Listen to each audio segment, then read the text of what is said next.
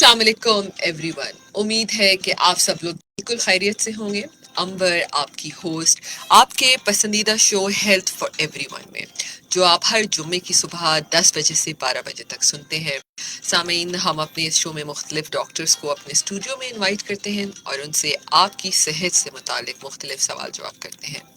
हम हमेशा मुख्तलिफ मौज़ूआत पे बात करते हैं और मैं हमेशा कहती हूँ कि इंसान की मसरूफ़ तरीन ज़िंदगी में अगर कोई सबसे अहम चीज़ है तो वो आपकी अपनी सेहत है। सेहत चाहे जिस्मानी हो चाहे आपकी ज़हनी सेहत हो, सेहतमंद इंसान हमेशा ज़िंदगी में भी कामयाब रहता है और ज़िंदगी के तमाम मराहिल को बहुत बखूबी से आगे उसको लेके चलता है। सामीन, आज हम बहुत ही एक अहम मौजू के ऊपर बात करेंगे। जब हम अपने जहन या अपने दिमाग के बारे में बात करते हैं तो हम हमेशा कहते हैं कि दिमाग हमारे पूरे जिस्म का एक सेंट्रल प्रोसेसिंग यूनिट है, जिसकी वजह से हम जो भी काम करते हैं वो हमारा दिमाग हमें सिग्नल देता है तो हम वो सारे काम करते हैं। लेकिन बहुत सारे ऐसे मर्ज़ देखने में आते हैं जिसमें क्या वजूहात होती हैं उस पर बात करेंगे। सबसे अहम टॉपिक जो आज का है वो है एपिलेप्सी यानी मिर्गी।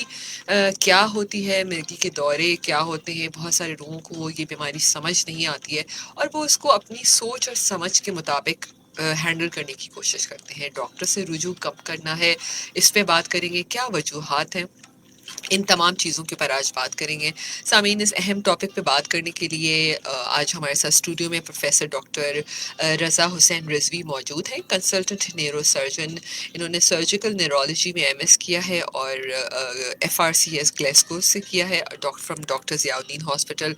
डॉक्टर ज़ियाउद्दीन हॉस्पिटल का मैं हमेशा से थैंक यू भी कहती हूँ कि इनके बेहतरीन डॉक्टर्स हमारे स्टूडियो में आते हैं। अस्सलाम वालेकुम doctor Raza, welcome to my show health for everyone. वालेकुम अस्सलाम, thank you very much.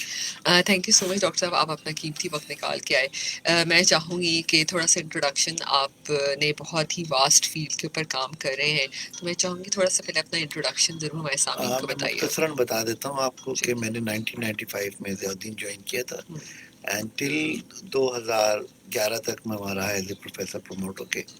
Then फिर मेरा जिना हॉस्पिटल में अपॉइंटमेंट हुआ, देन आई वाज देयर। वहाँ रहा मैं तकरीबन कोई 2019 तक, और अल्लाह का शुक्र अदा करता हूँ कि वहाँ मैंने एक बहुत बेहतरीन एक यूनिट सेटअप किया न्यूरो ट्रमा का, जो पूरे पाकिस्तान के अंदर बेहतरीन और वाहिद यूनिट है, और जहाँ एक सर्विसेज लोगों को सर की चोट और दिमाग के मरीजों की दी जा रही है। One of the best unit पूरे बिल्कुल। मुल्क के अंदर है। ये मुख्तसर सा है। 19 के बाद फिर मैं मुख्तलिफ इदारों में रहा। आज के लिए चैरिटेबल ऑर्गेनाइजेशन से अटैच हूँ, हम्म, मासूमीन हॉस्पिटल है। और ज़ियाउद्दीन का तो मैं हमेशा से ओपीडीज करता रहा हूँ, फिर 1995 से लेके अब तक। और हमदर्द यूनिवर्सिटी में भी जाता हूँ, वहाँ की भी ओपीडीज करता हूँ। सही। तो ये मेरा छोटा अच्छा सा। डॉक्टर साहब, हम अपने शो का आगाज़ करते हैं। अच्छा डॉक्टर साहब, हम एपिलिप्सी की जब बात करते हैं, जहन, हमारा दिमाग हमारे जिस्म का सबसे अहम हिस्सा है, तो एपिलिप्सी से क्या ताल्लुक है हमारे जहन का, ये एपिलिप्सी क्या होता है, जिसे मैं मिर्गी भी कहूँगी कि मिर्गी आसान लफ्ज़ों में अगर हम उर्दू में कहें, ये मिर्गी क्या चीज़ है? देखिए, एपिलेप्सी या मिर्गी की जब हम बात करते हैं तो हमें समझना ये होता है कि दिमाग पूरी बॉडी को कंट्रोल कर रहा होता है। अगर किसी वजह से एक बेहोशी का अटैक आता है, या हाथ या पैर में या पूरे जिस्म में झटके लगते हैं, तो उसको हम दौरा कहते हैं। और जब ये दौरा एक दफ़ा से ज़्यादा पड़े तो हम उसे फिर मिर्गी या एपिलेप्सी कहते हैं। इस चीज़ को समझना पड़ता है, दिमाग के मुख्तलिफ हिस्से हैं, और मिर्गी की एक वजह, मिर्गी का होने के असरात हर मरीज़ के मुख्तलिफ होते हैं। क्योंकि दिमाग के अंदर कोई भी एक ऐसा एरिया जो कि किसी वजह से डैमेज हुआ है एट दैट पैदाइश के वक्त, या ज़िंदगी के सफ़र में आगे चल के कहीं कोई ऐसी ब्रेन की चोट, इंसल्ट, ब्लड प्रेशर, फालिज, कोई और असरात उसके हों, तो उसकी वजह से वो पड़ सकता है। अब मल्टीपल बार बार जो दौरे पड़ रहे होते हैं वो फिर एपिलेप्सी की मद में आ जाते हैं। एपिलेप्सी एक ओवरऑल मिर्गी एक बीमारी का नाम है, और जो बीमारी के असरात हैं उसको हम दौरे की सूरत में बयान करते हैं कि दौरा पड़ा या दौरे पड़े। अब उसमें ये कि अगर किसी की کوئی بھی برین کی اس حصے میں جہاں کہ اس کی سیدھے ہاتھ کا کنٹرول ہے تو ہو سکتا ہے اس کو ایپیلیپسی پہلے سیدھے ہاتھ سے شروع ہو. تو اس کو ہم اس طرح کہتے ہیں کہ جی آپ کو ایک فوکل یعنی ایک حصے کا جھٹکا لگا, مطلب میرے ہاتھ کے اندر نمنس آئی ہے, میرا ہاتھ ہلنا شروع ہو گیا, دس از کالڈ فوکل فٹس. اور پھر اگر پورے جسم میں پھیل جائے تو وہ پھر جنرلائز فٹ ہو جاتا ہے.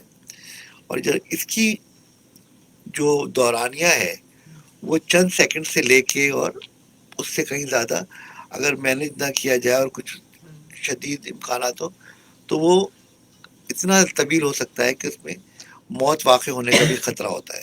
اچھا. تو یہ اس حد تک خطرناک چیز ہے. اور ہر پڑنے والا دورہ اگر ٹریٹمنٹ نہ دیا جائے تو وہ دماغ کے نقصانات کو بڑھاتا ہے اور اس کی پڑھنے کا دورانیہ بڑھتا چلا جاتا ہے. مطلب کہ اگر ہفتے میں پہلے یا مہینے میں ایک تھا تو مہینے میں 2 پڑھیں, ہفتے میں 1 پڑھ جائے, ہفتے میں 2 پڑھ جائیں. اس کا علاج, اس کا مینجمنٹ بہت ضروری ہے. دوسری جب ہم ایپیلیپسی کی بات کرتے ہیں تو ایپیلیپسی میں ایک تو میں نے بتایا کہ فوکل ہوتی ہے, جنرلائز ہوتی ہے, اور دوسری جو ہوتی ہے وہ ہوتا ہے, اس کو ہم ڈیوائڈ کرتے ہیں پرائمری اور سیکنڈری کے بیسس پہ.